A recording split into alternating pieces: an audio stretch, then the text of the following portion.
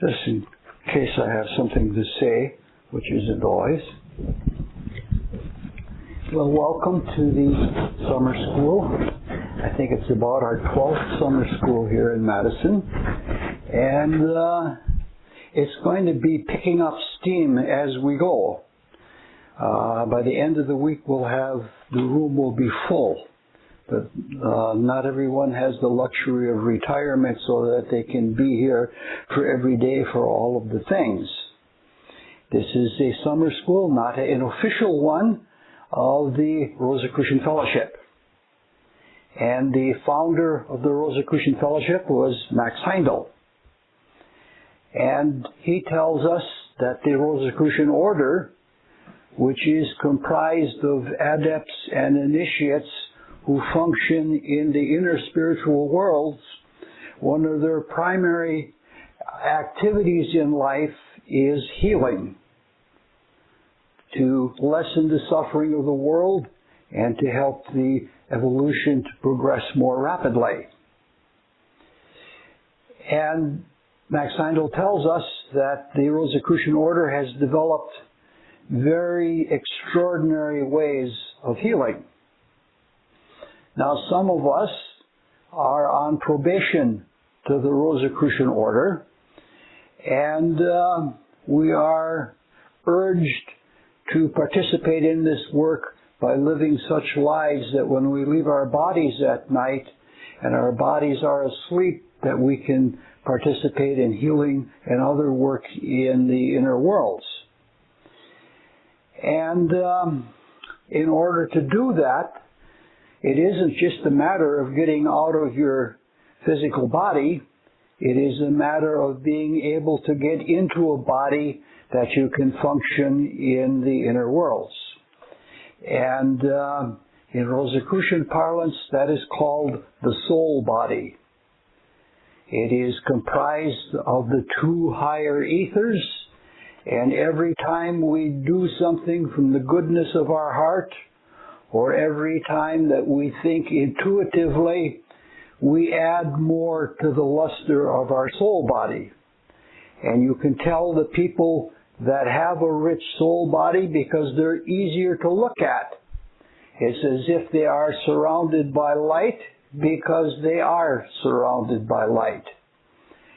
And the way it works is you can transfer your consciousness from the physical body into the etheric body and leave the biological ethers behind to tend to the physical body, but you can detach, and in the soul body you can do things in the inner worlds. So basically it is only by serving, and serving in a self-forgetting and truly helpful way that you can become soulful to be able to do this. Now, a lot of this depends on previous lives. Probably most of us have been working at this for many lives, and very slowly we become decent human beings. And very slowly we attract more soul substance to ourselves.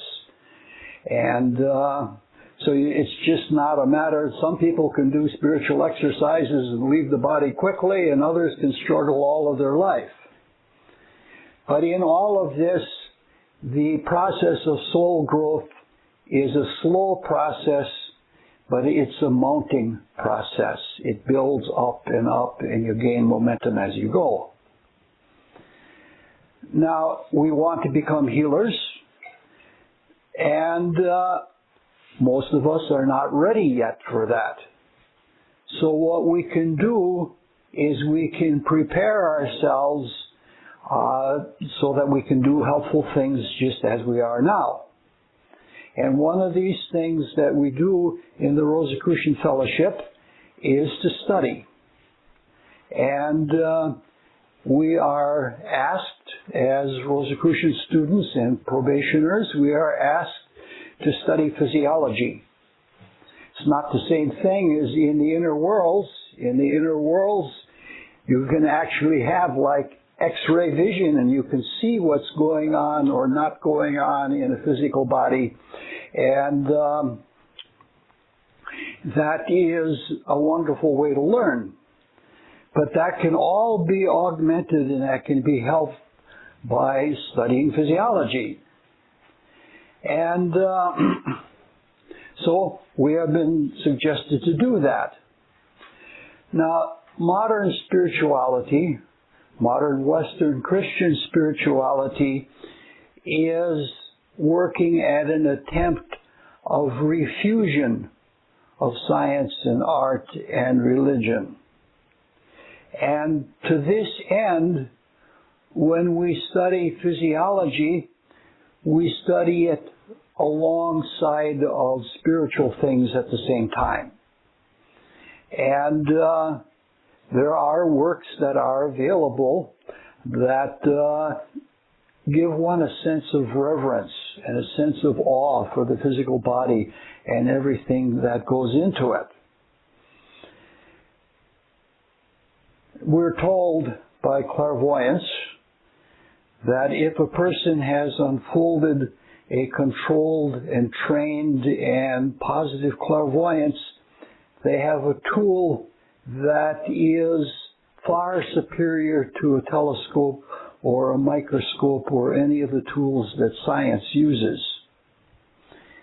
It's said that those things become like child's toys compared to clairvoyance. Some seers are so advanced that they can tell when the sperm meets the egg and the first new cell is differentiated. They can tell you what that first cell is. And that first cell, according to seers, is a heart cell. And the second cell that is differentiated in the embryo is a pineal cell, so that it can control the physical body. In fact, Max Heindel was so good with his clairvoyance, he describes how in the spleen, if you are angry when you're digesting your food, or if you are very off-temper with your attitude, he shows how the inimical white blood cells form around thought forms of that anger or whatever your resentment you're holding in your consciousness. Now, mind you, it was 50 years later, after Max Heindel passed on, that scientists found out that not all of the white blood cells are the policemen of the system, and some of them, in fact, actually aid things like cancer. So this is one of those things. His clairvoyance was marvelous. So when somebody that has that kind of wisdom and that kind of vision of things, it's wise to listen when they say something. And Max Heindel said a very peculiar thing. He was speaking about astrology and clairvoyance and diagnosis and healing. And he went so far as to say that if he had to make a choice between clairvoyance and astrology, he would choose astrology. And the reason he thought astrology was so important is because it gets at the causes that are antecedent to a physical condition. That is to say that what our attitudes are in thought and emotion, that eventually crystallizes into our physical body. And if we're having bad thoughts, we're going to have a condition of some type. And astrology helps us to understand the attitudes and conditions that produce the physical state of things. And if you can get at the cause, that is, if you can heal the person or help the person to transform their attitudes, their way of thinking and how they emote, that then you have a true healing. Because if you just take away the symptom, the person is not healed. the symptom will come back again. So this is a superior way of healing, is to get at the attitudes that result in the consequences of suffering. Now, listening to this kind of thing is pleasant, and it rouses one's aspiration to live a higher life so that one can participate in healing. And it's wonderful to have those kinds of aspirations, but the attainment of those aspirations is quite another matter. Attaining spiritual abilities such as healing abilities is not easy. In fact, it is very hard. It's joyful, but it's hard. Personally, I've spent about 54 years trying to develop my inward consciousness, and I've made progress, but part of the progress is I realize how bad I have been all along. We're asked to do this. Christ in the Bible says, "Be ye perfect as your Father in heaven is perfect." And we don't even know the way in which perfection works in the higher spiritual worlds. So closer to home, the astro-diagnosis, to help us heal people, or to help us help people to change their attitudes and their physical conditions, is not easy either. In fact, astro-diagnosis is extremely difficult. I have been studying astrology all these many years, and I still find it sometimes almost impossibly difficult.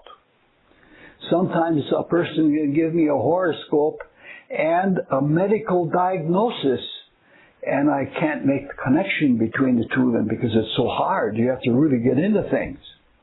Now, this isn't said to discourage anyone, and it isn't meant to be a disappointment. It's just a statement of reality, and more or less it's a challenge. We're challenged to live better and to work so that we do understand things. And when we are humbled by things that are extremely difficult, that is good for us. Because if we are humble and we are not full of ourselves or locked into an attitude about ourselves, if we're humble, we're open. And when we're open, the intuition can come in. And in all spiritual things, especially in astrology, intuition is the all. Unless we have the intuition, we can't really make any progress in any endeavor. All right.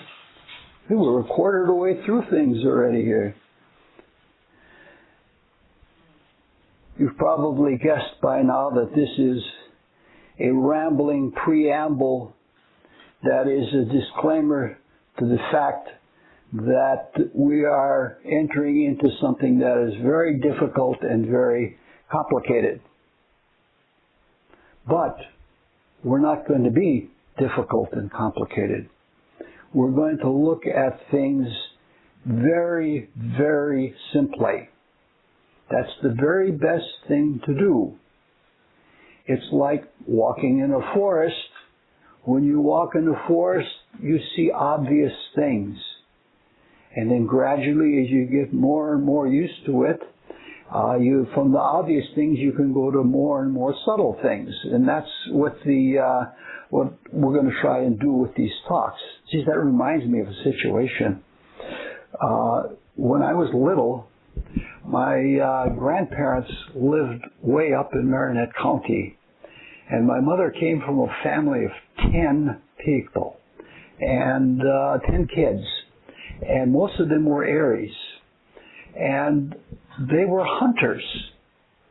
And I was a kid about that tall, and they said, come on, we're going hunting for grouse. And they said, near Reed's Hill, there are supposed to be a lot of grouse this year. So we're walking along, and all at once somebody says, here's a walking stick. Do you know what a walking stick is? It's like a praying mantis. It's a real ugly looking thing. It's just a little green stick, and it's got those arms that hang on it. And then you saw it. And that was why the grouse were there. You looked a little bit, and the whole forest was filled with walking sticks. And there were walking sticks hanging on other walking sticks. And I panicked, and you never saw a little kid run out of a forest as quickly as that, because I was really bugged by the walking sticks.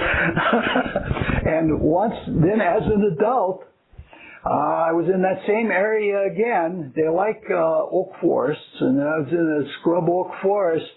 And there they were, just as thick could be. But that, otherwise we were just looking for grouse, walking along. I didn't know anything about grouse or anything like that. But then you see things, and you see more things, and you see more things. And I think that adjusting yourself to any kind of environment is like that. So we're going to be looking at extremely obvious things. If you're interested in more advanced astro-diagnosis, Max Heindel has a section in his book called Message of the Stars, and there's another book called Astro-Diagnosis, A Guide to Healing. But I must warn you, you have to be very careful, because some of the parts of those books were written by Mrs. Heindel. And Mrs. Heindel was not the great astrologer that Max Heindel was. In fact, you can tell just which chapters or which sections she did, because they're of lower quality. All right, we're going to be looking at horoscopes very briefly, very lightly. Now, a horoscope is a symbolic representation. It is a symbolic representation of the heavens as seen at a given time from a given place. But that's not the only way of looking at the horoscope. The horoscope is a symbolic representation of the archetype. The archetype is the creative thought, which is our take on the whole creation. It's a concrete thought of the way we see the creation, and we manifest it in our rebirth. And so where we are in our evolution is represented by our ability to create a thought that is going to be our total personality and our life. And the archetype is a living power. It's what drives our lives. So we're going to be looking at the horoscope as a symbolic representation of the archetype. It's a stopped action thing, because actually the heavens are an ongoing process. The spiritual creation, the evolutionary creation, is an ongoing process. It's, it grows and it changes within itself. Now, if we could transcend everything concrete, we would see the cosmos as a whole. Sometimes people have that experience. It's called the experience of third heaven. It's above any kind of concretion of any kind. And if we do that, we have a God's eye vision of things. But very few people are capable of doing that. Not even in just one moment. So we have to learn to do things in particular, not in wholes. And we have to learn to do things a little at a time. And from that, the more little things that we put together, the closer our consciousness comes to seeing things as a whole. So what happens is we pass through many rebirths. And usually in each life, we get better and we serve better and we're more in touch with what's going on. Now, some people see rebirth as an onus, as a heavy weight that we carry around. They see being reborn as a penance. That's a pretty negative way of looking at things. The whole of the evolutionary creation is an experience for experience. That is, there is always something new being reborn. Out of the potential of the absolute, things are taken through the process of materialization and spiritualized so that in a way, the universal spirit, God, if you want to call it that, is always growing in itself because God has potential in the same way that we have potential. It's the same potential. So, the more and better we can experience, the more fully we experience things, the more we are serving the universal spirit. And it is not a penance to come to rebirth. It is a privilege to come to rebirth. In fact, even the ugly, terrible things of life we're cleaning things up. And we can't get better until we are cleaned up. So, the more quickly we can see life as purposeful and a joyous activity, the sooner it'll be that way for us. If we look at it, the adepts who founded the Rosicrucian order and the adepts who have founded other orders don't have to be here. They have graduated, so they have gotten the essence out of all kinds of experience that can be derived. But they stay here because they're helping others to experience reality and serve the universal spirit in that way. They realize the importance of that. All right, we exist in the solar system, which is a bunch of planets going around a sun. And if you think about it, that is, for the divinity of our solar system, the planetary system is the dense physical body of God. It's distributed, sort of the way organs are distributed around our physical body, and it's dynamic, which our physical body isn't, because the planets are moving around all the time.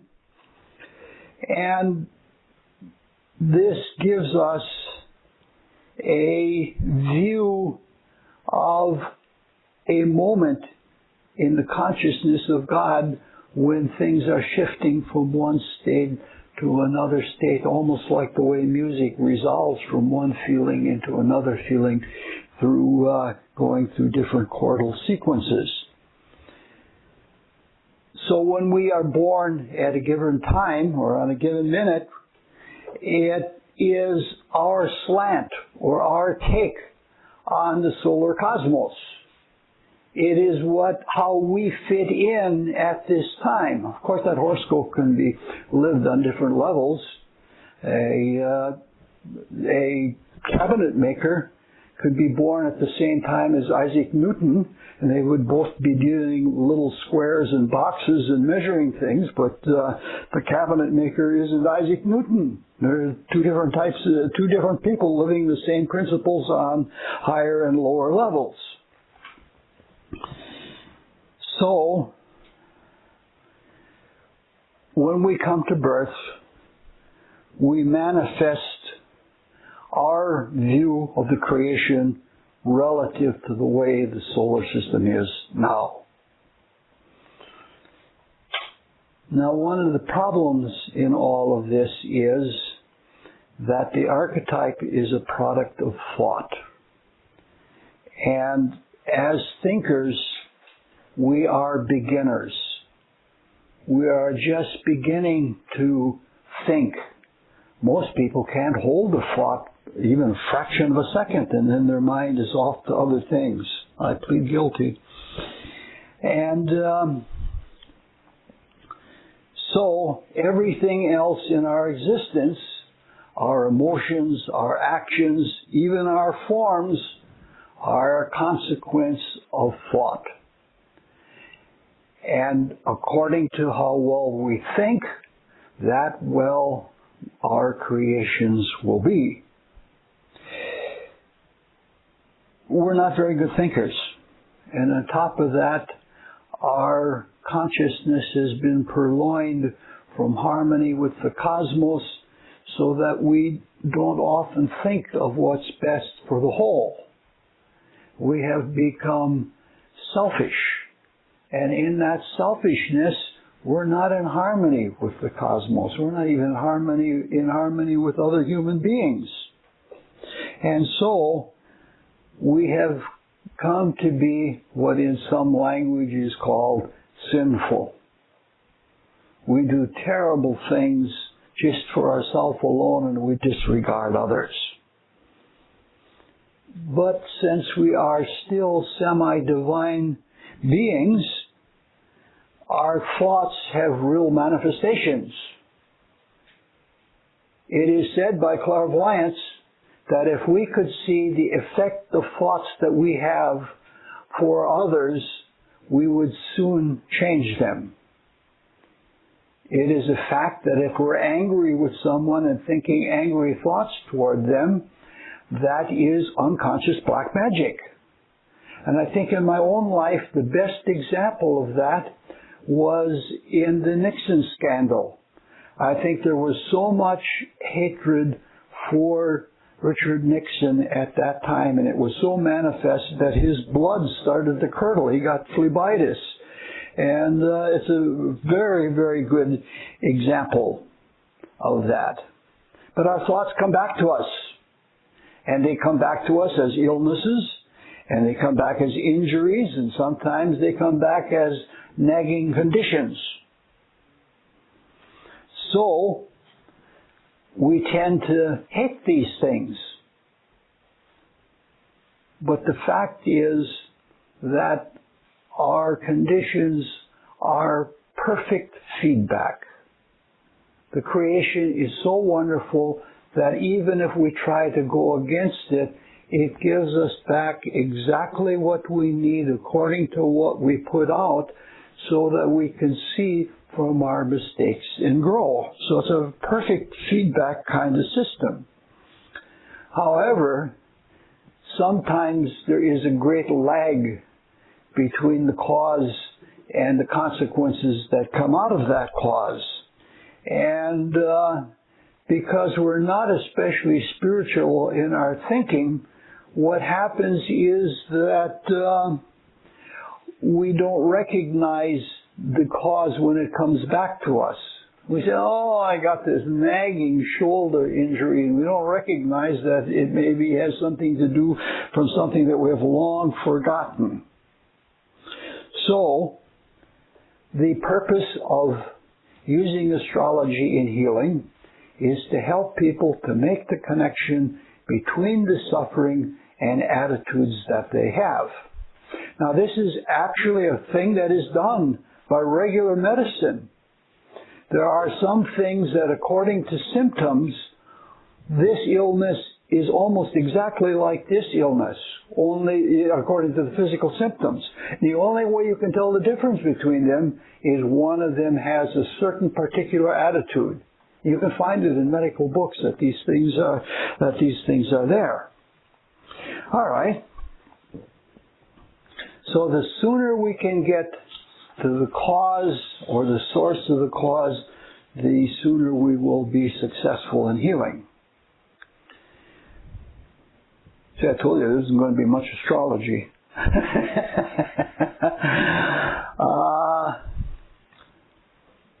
Since concrete manifestation begins with thought, the best way to curtail it is to change thinking.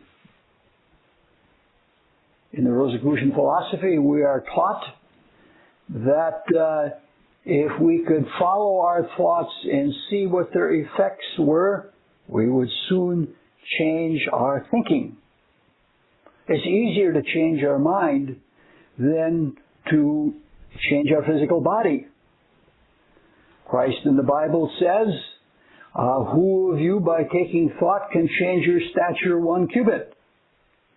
Meaning to say that the physical body is not going to change quickly, but you can change your mind, and if you're persistent with changing your mind, you're going to change the whole of your character.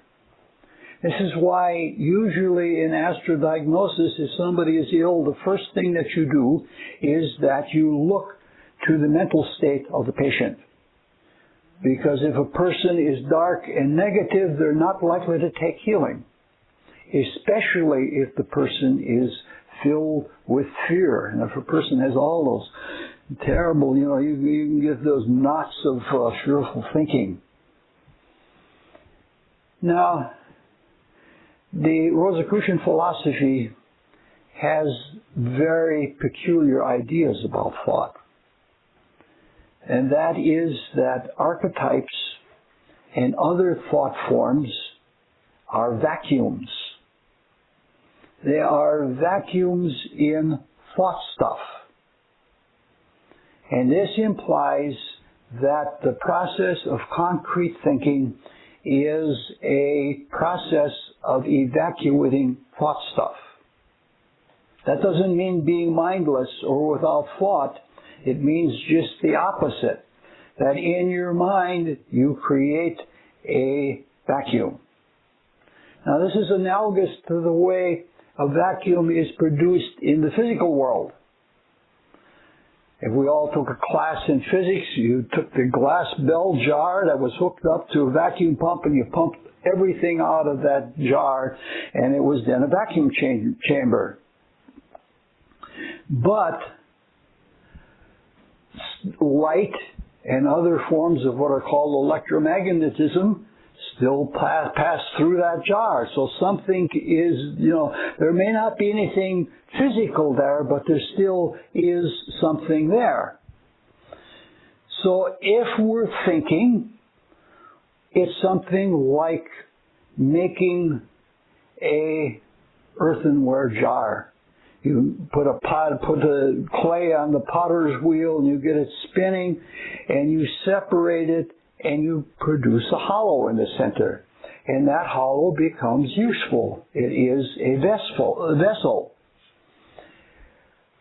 So when we take all of the air out of the vacuum chamber, the ethers are still there. What happens is when we produce a vacuum in the world of thought, there is also still something there, but it is everything that transcends concrete thought. And that is abstract thought, that is life spirit. We've made a vessel for them.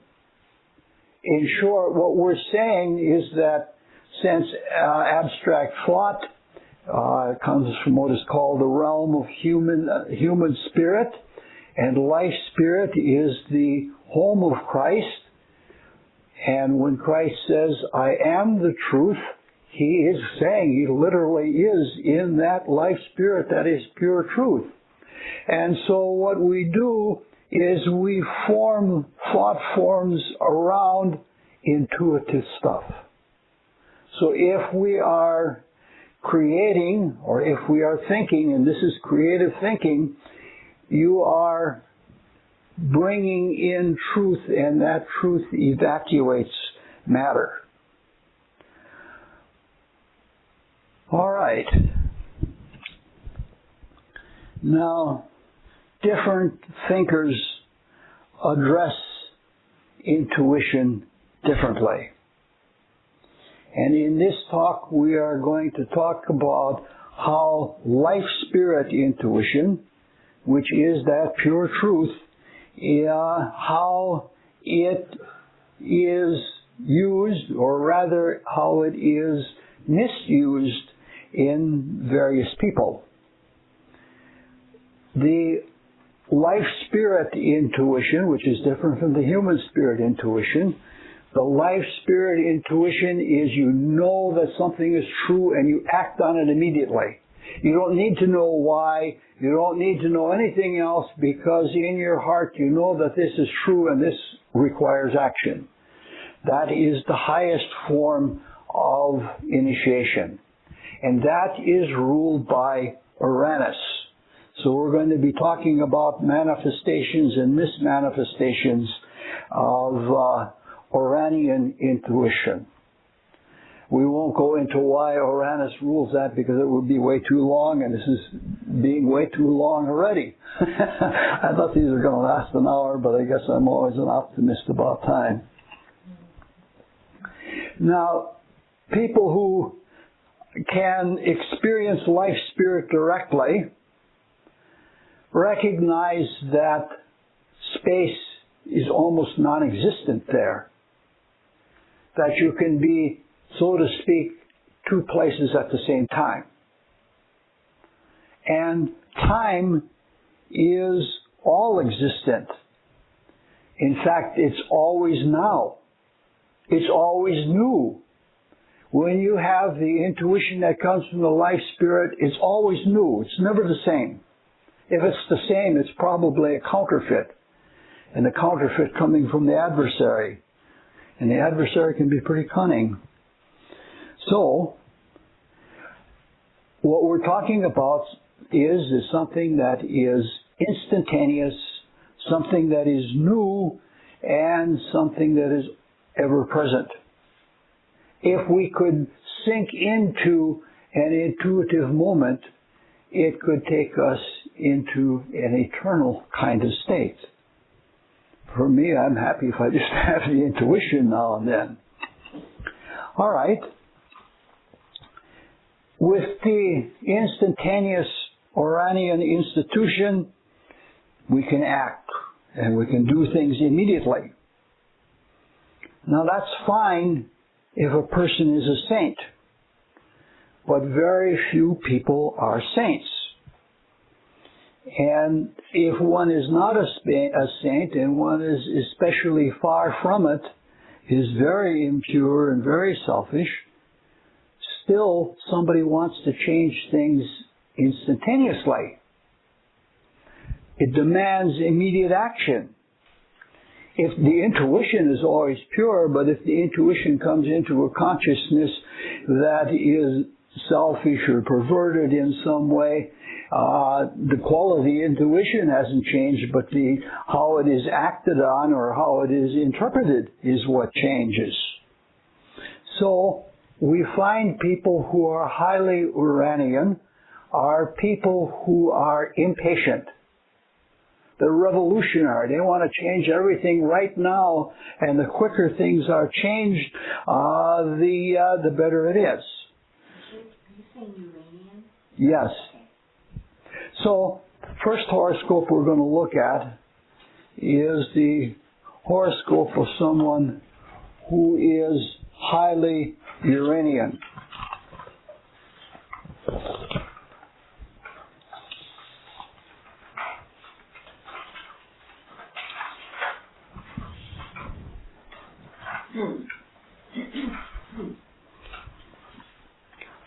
Does anyone and everyone know who Frida Kahlo is?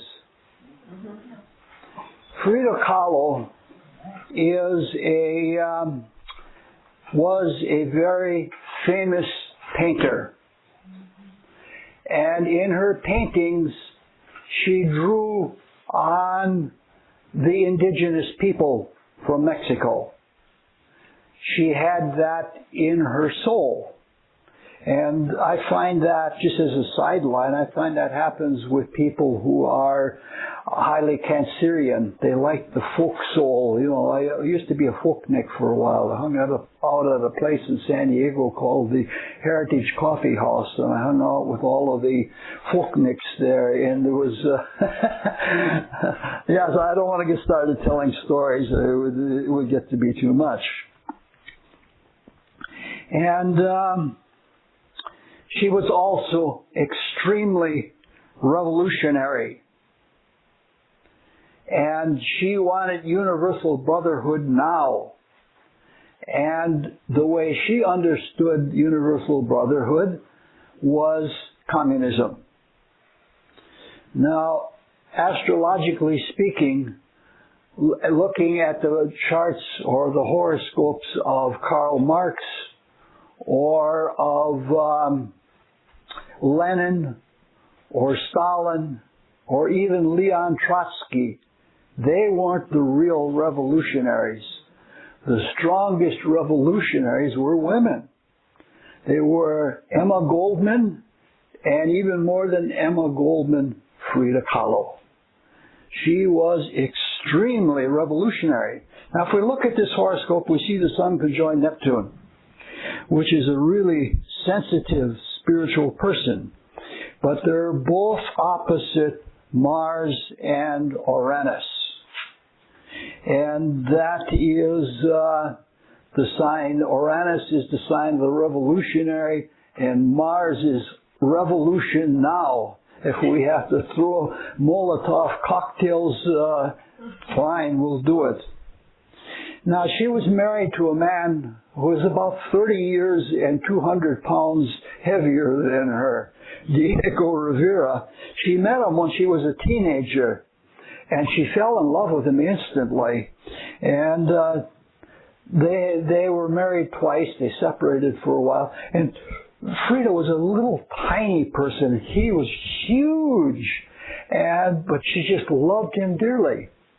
But like many of the revolutionaries, she wasn't solitary with her love. She had all kinds of affairs with men and with women. And she was highly sexual. In fact, at the time, do you remember, I guess none of you are old enough to remember that, but Leon Trotsky, the famous revolutionary, was fleeing from Joseph Stalin. And he went to Mexico City. And he lived in the Blue House. Have you seen the Blue House? I want to see it. I've never seen it.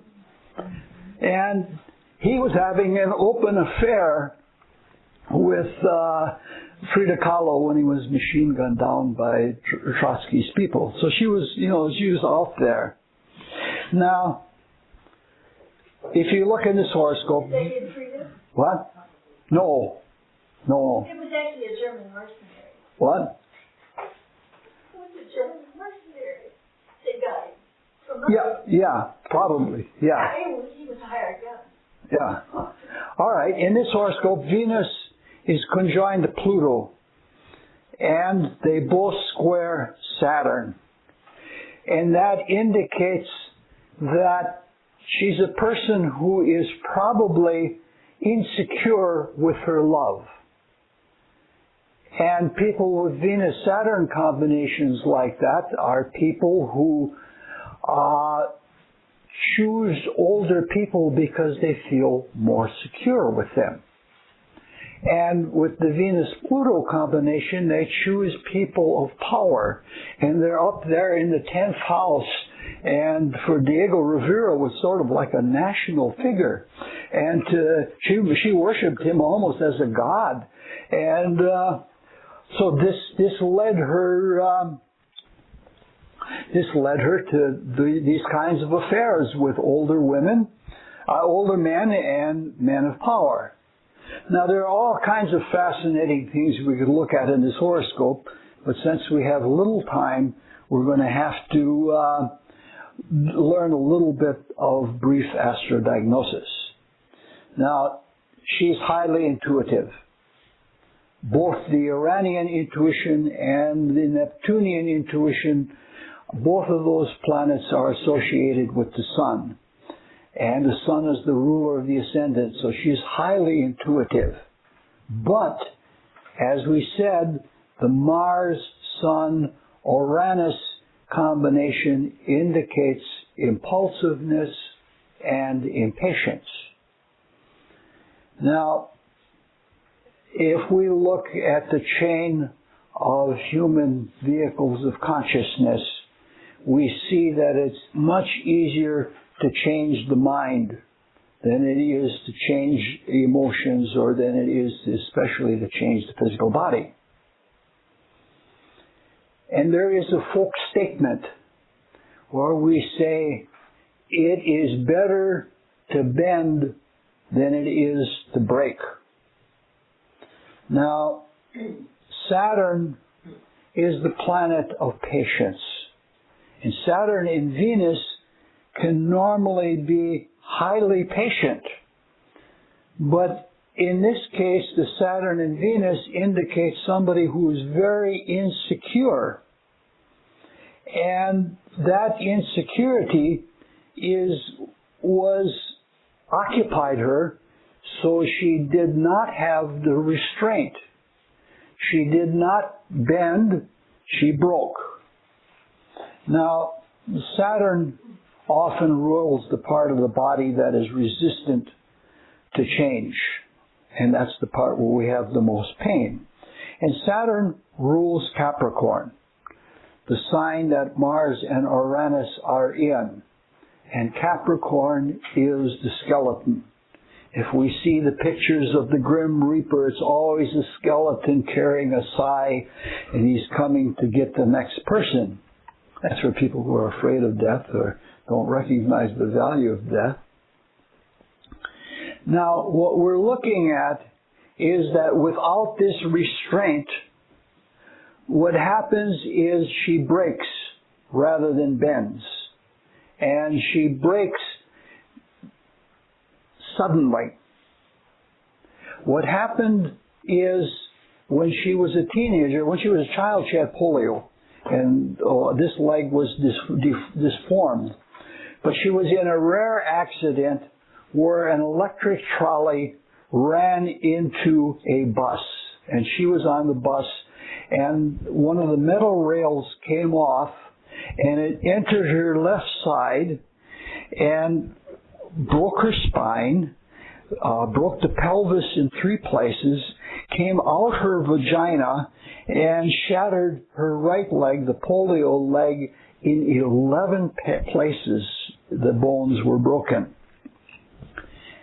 This is what you expect with Mars and Uranus if you don't learn temperance.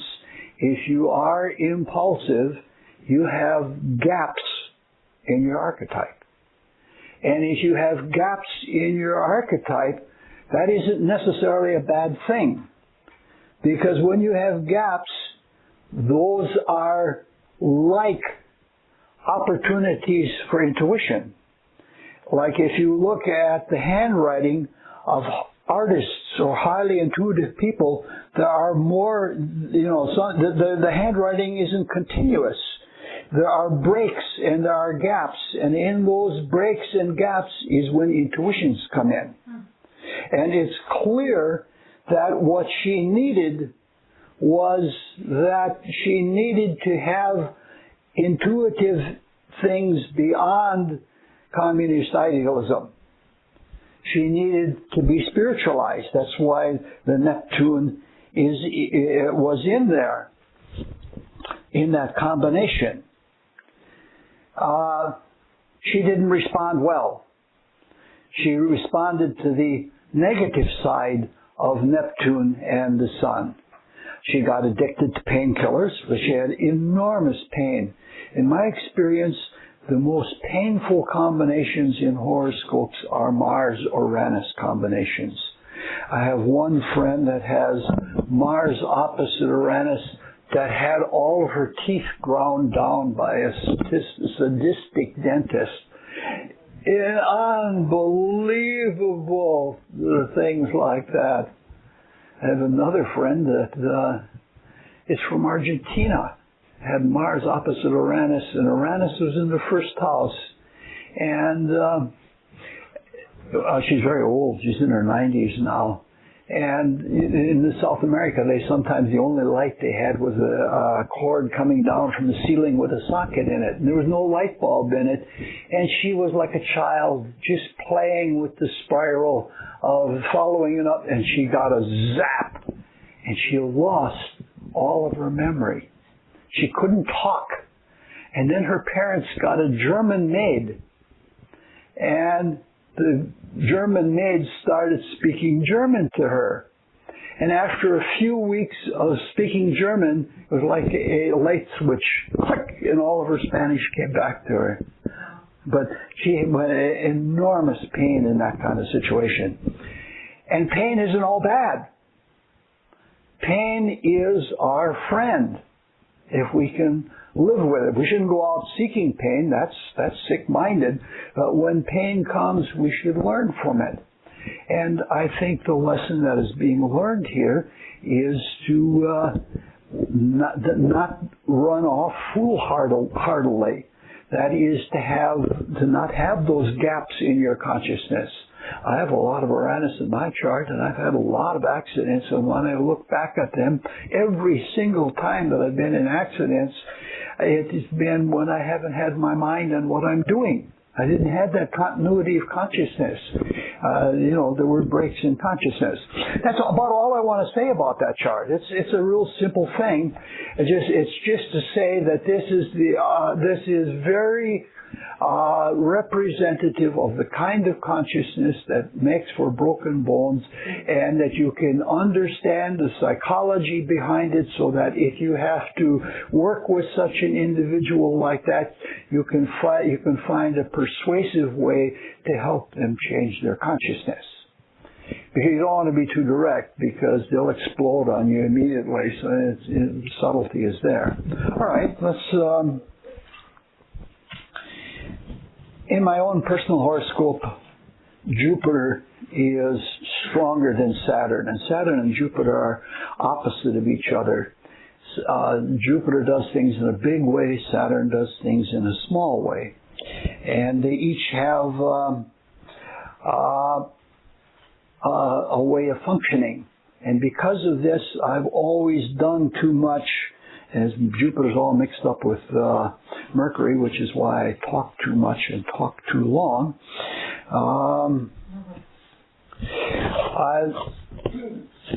What I want to do now is I want to look at another horoscope of broken bones. But I want to look at the difference between small things and large things. Jupiter represents large things. And in my life, I've always had big ideas. My father used to tell me, you have big nails in your head.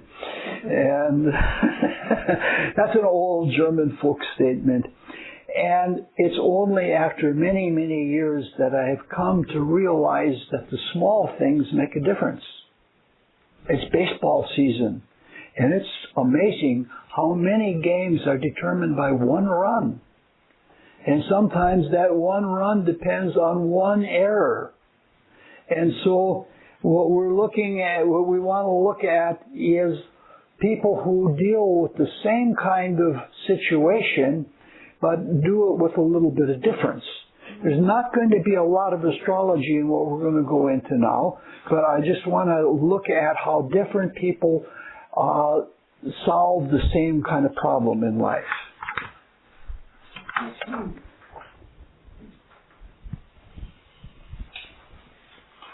This is the horoscope of Les Paul. Does everybody know who Les Paul is? He designed the guitar, right? Yes. Not only that, he was a great musician. Very good musician. Yeah. All right, we're looking at broken bones, and we're looking at immediate influences of the life spirit that are intuitions that are misunderstood. and they come out as accidents. And these accidents are associated with discontinuities in the stream of consciousness. Impulsiveness often produces gaps in consciousness, and they are little vacuums within the big vacuum of an archetype. So gaps and interruptions are hiatuses in a seamless kind of consciousness. Someday, when we are continuously in touch with life spirit, our consciousness will be seamless, and we will be able to hold a spiritual state of consciousness for centuries if we need to. This is the way it is with archangels and beings like that. They can hold a state of consciousness and they can transduce it into the different animals or plants or such that they guide with their consciousness. What we call instincts are really actually the consciousness of a higher being that is bringing a becoming individual through different kinds of experiences. And that is a that's what the continuity of consciousness will be like at some time in the future. And that's good motivation to us. Because if we once realize that the quality of our thoughts, like if we're praying for someone, if we can't keep our consciousness on the prayer, that might make the difference of life and death for someone. And if you think about it, some bacteria live for only a few seconds. And that means that the angelic consciousness that is holding that life into being is only, the span of attention is only short.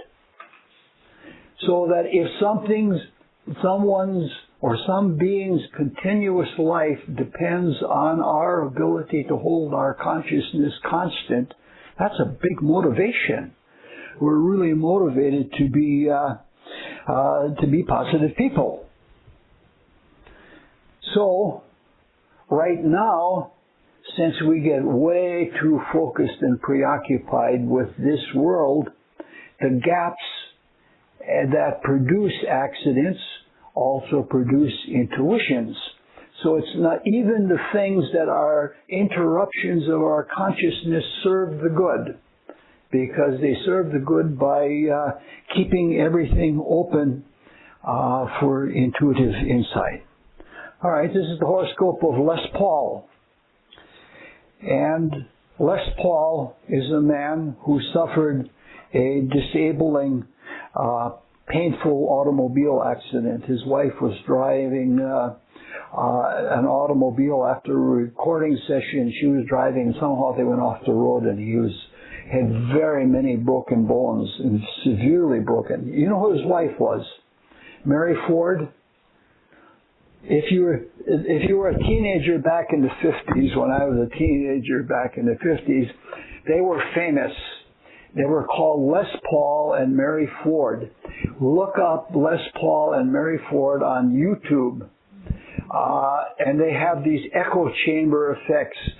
The most famous one is "The World is Waiting for the Sunrise." And Les Paul was very much of an Iranian person. He's got Uranus is square to the planets in the first house. He was an innovator. And in there is that Mars square Uranus. Uranus is in the 11th house. So that's what we're looking at. He's also a technical inventor, because Uranus in the 11th house is an idealist, but it trines the sun in the 2nd house, and he can take his intuitive things and he can materialize them. The 2nd house is the house of materialization, making things physically manifest. For some people that usually means money. They say the 2nd house is the house of money, but it goes much beyond that. So he has Taurus rising, and he has Venus in Taurus, and 2 other planets in Taurus in the 1st house, and that's obviously his artistic ability. He was well known. Everybody in the music and recording industry, from Bing Crosby to Chet Atkins to you name it, everybody knew Les Paul because he was a really affable kind of guy. Now, there's a square between Mars and Uranus where Frida Kahlo had a conjunction between Mars and Uranus, but that's not what makes the difference. Les Paul did not indulge himself. Frida Kahlo, when she had pain, she took painkillers and she drank brandy and she smoked cigarettes and she was addicted to sugar, huge amounts of sweets and sugar that she used until she got diabetes so bad that she's getting gangrene. And they had to amputate that right leg. And when they amputated that right leg, all of the will to live went out of her. And after that, she just went downhill and died quite quickly. It's not the same thing with Les Paul. It is the difference. The reason I'm showing these horoscopes is that both of the horoscopes have problems.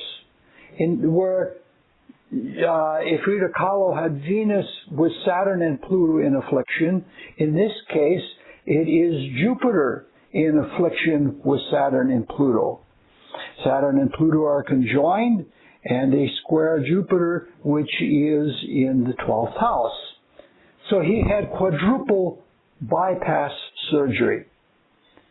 He had indulged. The arterial circulation is ruled by Jupiter. And that if a person is indulgent, it becomes very highly charged with rich foods. And, the plaque and other things develop on the arteries, and pretty soon they close up. And so he had quadruple bypass surgery.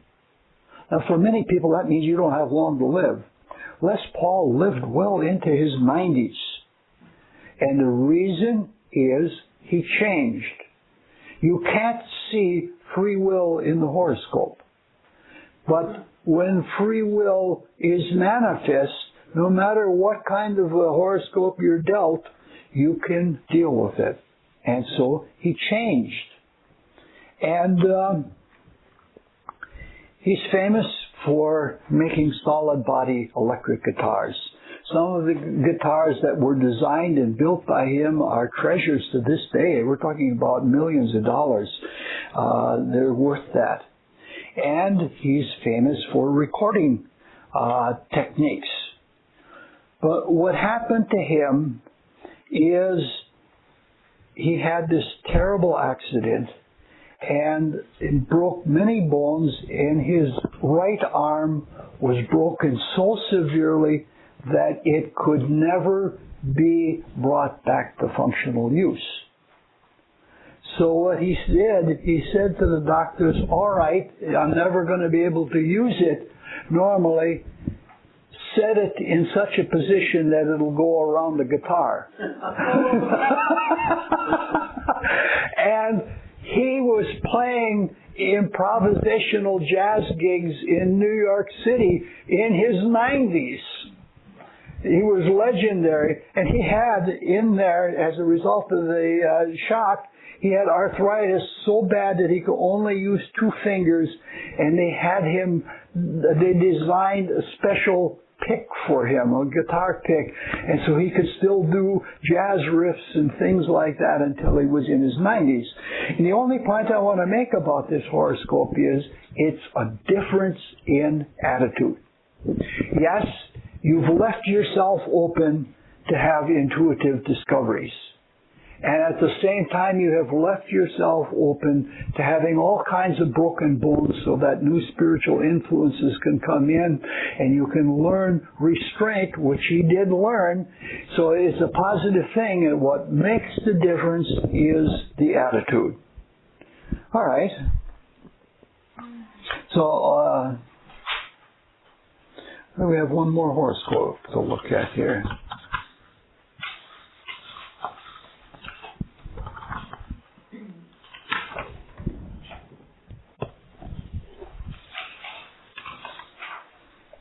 Everybody knows this guy.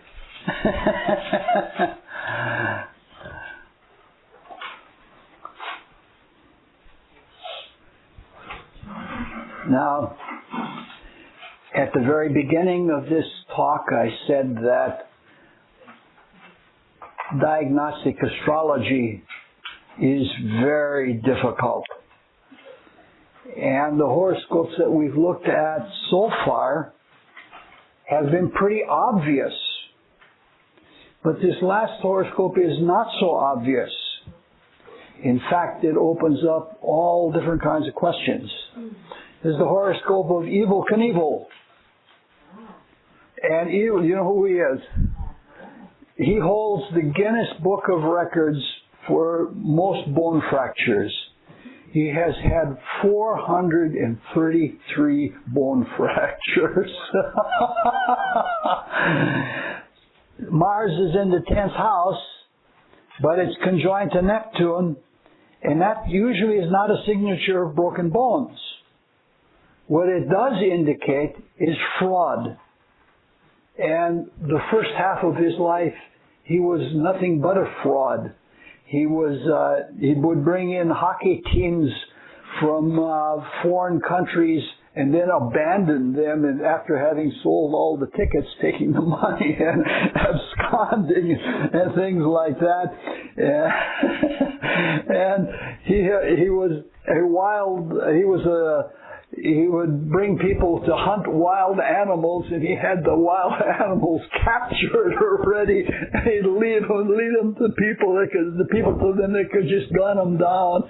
And he was completely fraudulent, but he kept getting caught at these things, and so that in the second half of life, he realized he had to learn to do things legitimately, even if that meant breaking your body many, many times.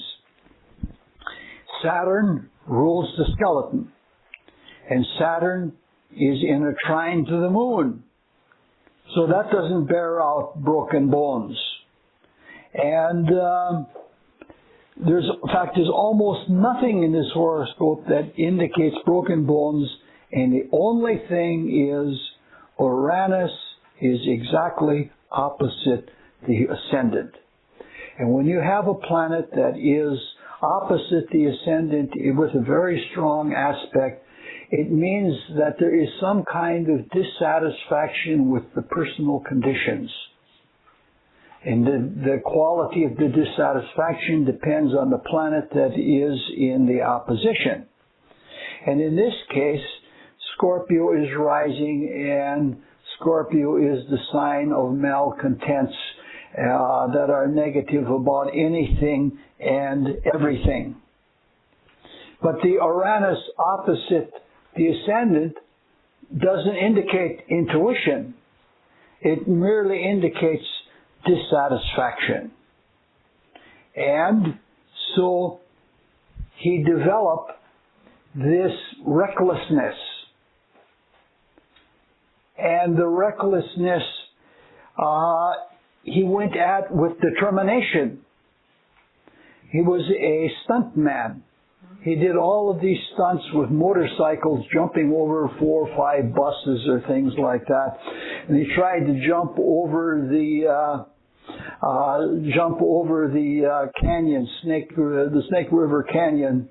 And that's when Gerald Ford pardoned Richard Nixon. Everybody was watching on television, watching Evel Knievel with this rocket motorcycle, and they pardoned Nixon quietly on the side while that was going on. But at any rate, he became a personality. And his personality was defined by being a negative. Scorpio always goes against the grain. It's and this rebellious quality from Uranus on the other side is, I don't give a damn. And he just went against it. He became a renegade, and he became a professional renegade. And he just went against the flow of everything. The sad thing about this is he never learned. Frida Kahlo gave in to her condition, lest Paul made the best of his condition, and he never even recognized his condition. You can fritter away. If you look at this horoscope, there's a lot of trines in there. This is somebody that came to birth at what would be called a very fortunate time. But he frittered it all away. He didn't live a productive life. It was more a life of defiance. He was defiant of the world. Wait a minute, are you talking about Mr. Paul or Evel Knievel? No, we're talking about Evel Knievel. Okay. Yeah, he was defiant. He defied the whole world, and it didn't get him anywhere. He's not alive, is he? No, he's not alive anymore. No, none of these people are alive anymore. Thus Paul was the last one. This is a talk about broken bones.